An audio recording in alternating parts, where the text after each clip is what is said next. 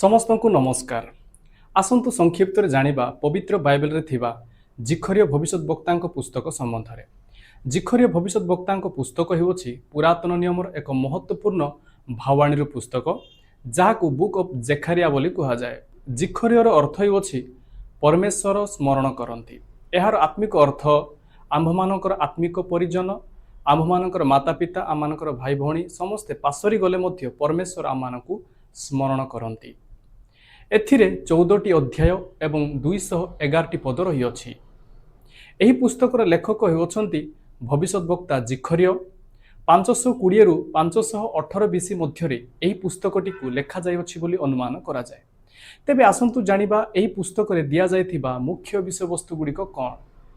प्रथम, पश्चाताप करी परमेश्वरଙ୍କ निकटକୁ फेरिबा निमंते जिखरिय भविष्यद्वक्तांकर आह्वान। द्वितीय, जिखरिय भविष्यद्वक्तांकर 8 गोटी दर्शन। तृतीय, मंदिरर पुनर्निर्माण। चतुर्थ, प्रभु जीशु ख्रीष्ट नम्र राजा रूप में गध उपरे आरोहण करी आगमन करिवे सेही संबंध में पूर्वर भावाणी। पंचम, परमेश्वरंकर विचार और उद्धार।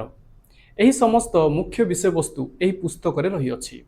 तेबे आसंतु जानिबा एही पुस्तकटी को पढ़िबा द्वारा आम्भमानंकु केउ सब आत्मिक विषय शिखिबा को मिलिथाय। प्रथम, परमेश्वरंकर निकटकु पश्चाताप करी फेरिबा नितांत आवश्यक। द्वितीय, परमेश्वरंकर छोट कार्य को मध्य अवहेला न करिबा। तृतीय, परमेश्वर अपना शक्ति रे कार्य करंती, मनुष्य शक्ति रे नुहे। चतुर्थ, भविष्यत रे परमेश्वरंकर राज्य आसीबो। एही समस्त आत्मिक शिक्षा एही पुस्तकटी को पढ़िबा द्वारा आम्भमानंकु शिखिबा को मिलिथाय।